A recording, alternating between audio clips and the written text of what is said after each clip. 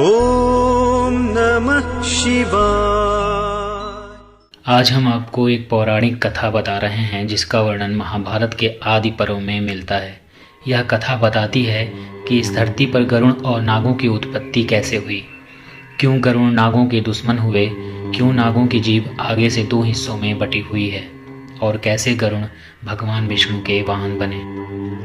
महर्षि कश्यप की 13 पत्नियां थी, लेकिन विनीता और कद्रु नामक अपनी 2 पत्नियों से वे विशेष प्रेम करते थे। एक दिन महर्षि जब आनंद भाव में बैठे थे तो उनकी दोनों पत्नियां उनके समीप पहुंची और पति के पांव दबाने लगी।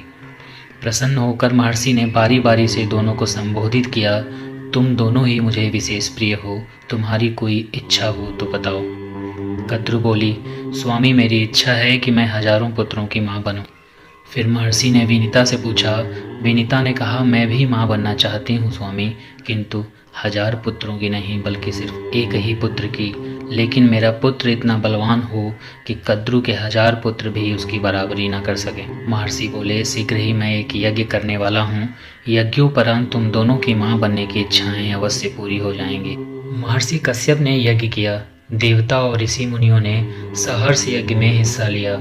यज्ञ संपूर्ण करके महर्षि कश्यप पुनः तपस्या करने चले गए। कुछ माह पश्चात विनीता ने 2 तथा कद्रु ने 1000 अंडे दिए। कुछ काल के पश्चात कद्रु ने अपने अंडे फोड़े तो उनमें से काले नागों के बच्चे निकल पड़े। कद्रु ने खुशी से चहकते हुए विनीता को पुकारा, विनीता देखो तो मेरे अंडों से कितने प्यारे बच्चे बाहर निकले हैं। विनीता बोली, सचमुच बहुत खूबसूरत है कद्रु, बधाई हो। अब मैं भी अपने दोनों अंडों को फोड़ कर देखती हूँ। यह कहकर विनीता अपने दोनों अंडों के पास गई। उसने एक अंडा फोड़ दिया, लेकिन अंडे के अंदर से एक बच्चे का आधा शरीर देखकर वह सहम गई। बोली, हे भगवान, जल्दबाजी में मैंने ये क्या कर डाला, यह बच्चा तो अभी अपूर्ण है। तभी फूटे हुए अंडे के अंदर से बालक बोल पड़ा, जल्दबाजी में अंडा फोड़कर तुमने बहुत बड़ा अपराध कर डाला है, फलस्वरूप तुम्हें कुछ समय तक दासता करनी होगी। विनीता बोली, अपराध तो मुझसे ही हो गया है, लेकिन इसका निराकरण कैसे होगा पुत्र। अपूर्ण बालक बोला, दूसरे अंडे को फोड़ने में जल्दबाजी मत करना। यदि तुमने ऐसा किया तो जीवन भर दासता से मुक्त नहीं हो पाओगी, क्योंकि उसी अंडे से पैदा होने वाला तुम्हारा पुत्र तुम्हें दासता से मुक्ति दिलाएगा। इतना कहकर अंडे से उत्पन्न अपूर्ण बालक आकाश में उड़ गया और विनीता दूसरे अंडे के पकने तक इंतजार करने लगी। समय पाकर अंडा फूटा और उसमें से एक महान तेजस्वी बालक उत्पन्न हुआ, जिसका नाम गरुड़ रखा गया। गरुड़ दिन प्रतिदिन बड़ा होने लगा और कद्रु के 1000 पुत्रों पर भारी पड़ने लगा। परिणाम स्वरूप विनीता और कद्रु के संबंध दिन प्रतिदिन कटु से कटुतर होते गए। फिर एक दिन जब विनीता और कटु भ्रमण कर रहे थे, कद्रु ने सागर के किनारे दूर खड़े सफ़ेद घोड़े को देखकर विनीता से कहा, बता सकती हो विनीता, दूर खड़ा हुआ घोड़ा किस रंग का है। विनीता बोली, सफ़ेद रंग का। कद्रु बोली, शर्त लगाकर कह सकती हो कि घोड़ा सफ़ेद रंग का ही है, मुझे तो इसकी पूंछ काले रंग की नजर आ रही है। विनीता बोली, तुम्हारा विचार गलत है, घोड़ा पूंछ समेत सफ़ेद रंग का है। दोनों में काफ़ी देर तक यही बहस छिड़ी रही। आखिर में कद्रु ने कहा, तो फिर हम दोनों में शर्त हो गई, कल घोड़े को चलकर देखते हैं। यदि वह संपूर्ण सफ़ेद रंग का हुआ तो मैं हारी, और यदि उसकी पूंछ काली निकली तो मैं जीत जाऊंगी। उस हालत में जो भी हम दोनों में से जीतेगा वो हारने वाली को जीतने वाली की दासी बनना पड़ेगा। बोलो तुम्हें मंजूर है। विनीता बोली, मुझे मंजूर है। रात को ही कद्रु ने अपने सर्प पुत्रों को बुलाकर कहा, आज रात को तुम सब उच्चे श्रवा घोड़े की पूंछ से जाकर लिपट जाना, ताकि सुबह जब विनीता देखे तो उसे घोड़े की पूंछ काली नजर आए। योजना अनुसार नाग उच्चे श्रवा घोड़े की पूंछ से जाकर लिपट गए। परिणाम स्वरूप सुबह जब कद्रु ने विनीता को घोड़े की पूंछ काले रंग की दिखाई तो वह हैरान रह गई। बोली, ऐसा कैसे हो गया, कल तो इसकी पूंछ बिल्कुल सफ़ेद थी।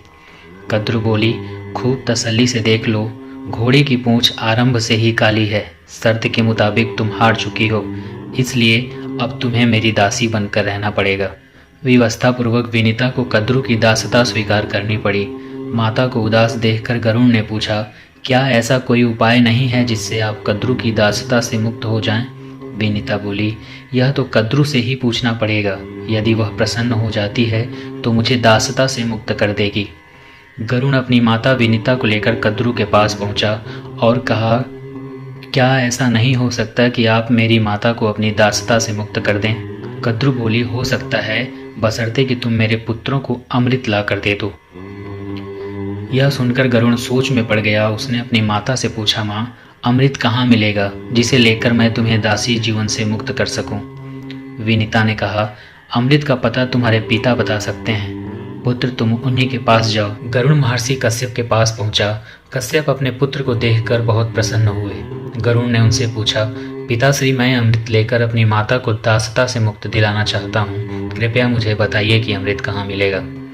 महर्षि बोले, पुत्र, देवराज इंद्र ने अमृत की सुरक्षा के लिए बहुत व्यापक प्रबंध बनाकर रखा है, वहां तक पहुंचना बहुत ही कठिन है। गरुड़ बोला, इंद्र ने कितनी ही कड़ी सुरक्षा व प्रबंध क्यों न किए हों, मगर मैं अमृत लेकर आऊँगा। आप मुझे सिर्फ उस स्थान का पता बता दीजिए। महर्षि कश्यप ने गरुड़ को इंद्र का पता बता दिया। गरुड़ ने फिर पूछा, पिताजी, मुझे भूख बहुत लगती है, कृपया मुझे यह भी बता दीजिए कि इस लंबे मार्ग में क्या खाकर अपना पेट भरूं।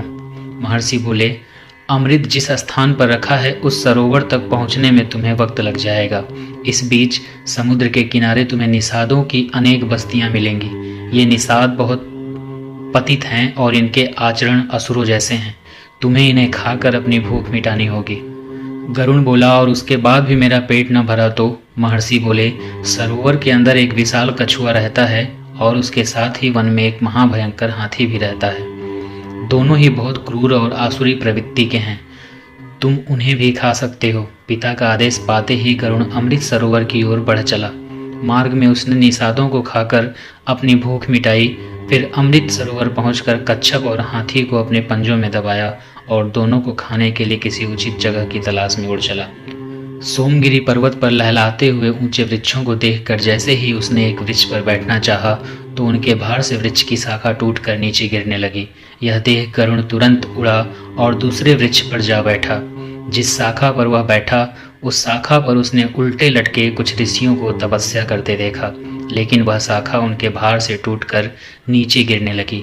यह देख गरुड़ ने शाखा को चोंच में दबाया और हाथी तथा कच्छप को पंजे में दबाए हुए वह अपने पिता के आश्रम की ओर उड़ चला।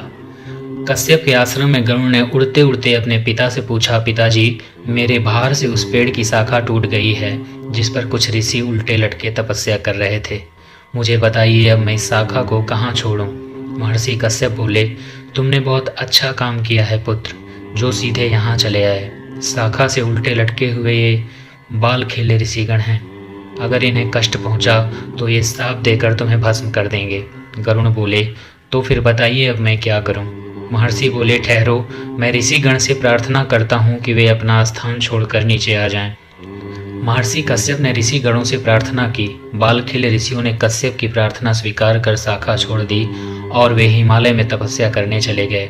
चोंच में दबी शाखा को नीचे फेंक कर गरुड़ ने भी आनंद से कछुए और हाथी का आहार किया और तृप्त होकर पुनः अमृत लाने के लिए उड़ चला। गरुड़ अमृत सरोवर के पास पहुंचा तो अमृत की रक्षा करते हुए महाकाय देवों और अमृत कलश के चारों ओर घूमते हुए चक्र को देखकर वह हैरान हो गया। उसने सोचा कि ये देव और चक्र देवराज इंद्र ने अमृत कलश की सुरक्षा के लिए लगाए हुए हैं। चक्र में फंसकर मेरे पंख कट सकते हैं, इसलिए मैं अत्यंत छोटा रूप धारण कर इसके मध्य से प्रवेश करूंगा।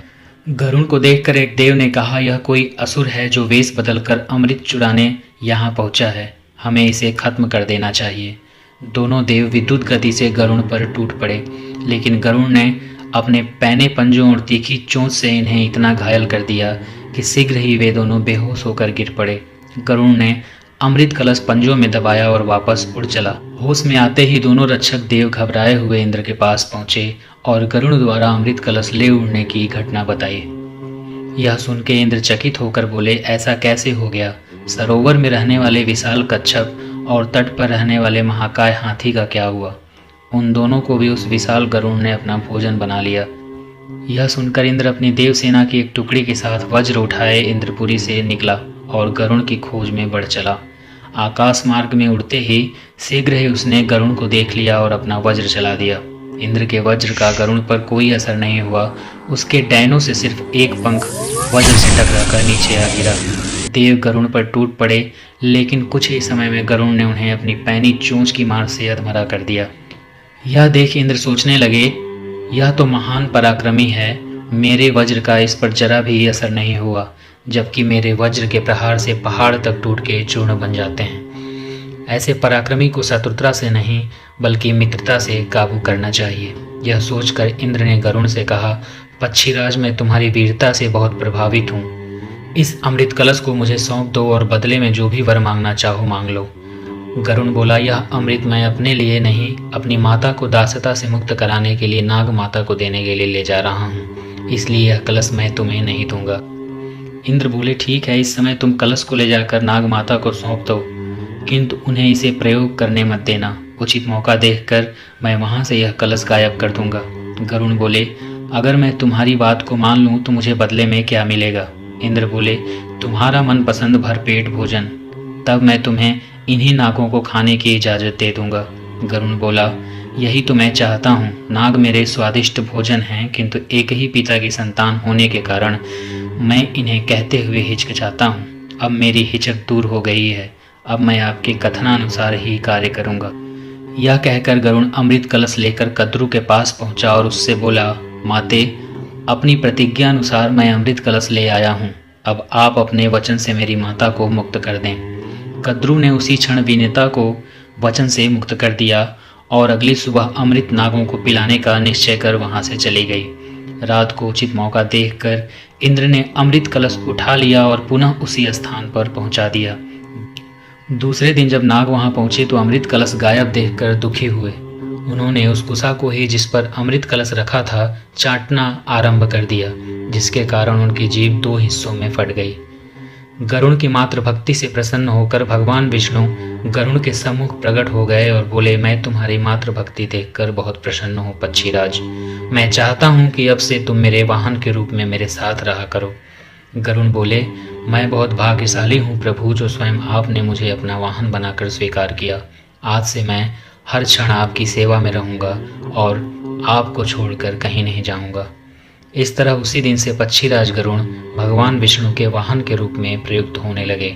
गरुण के भगवान विष्णु की सेवा में जाते ही देवता भयमुक्त हो गए, और चूंकि नागों के छल के कारण गरुण की माँ विनीता को दासता स्वीकार करनी पड़ी, इसलिए नाग और गरुण एक दूसरे के दुश्मन हो गए। तो दोस्तों, उम्मीद करते हैं कि यह कथा आपको अच्छी लगी होगी। तो चैनल को सब्सक्राइब करके बेल आइकन को दबाने के बाद यदि आप यह वीडियो देख रहे हैं फेसबुक पे, तो हमारे पद्म पुराण चैनल को सब्सक्राइब करिएगा और लाइक ज़रूर करिएगा। मिलते हैं अपने अगले वीडियो में, तब तक के लिए धन्यवाद।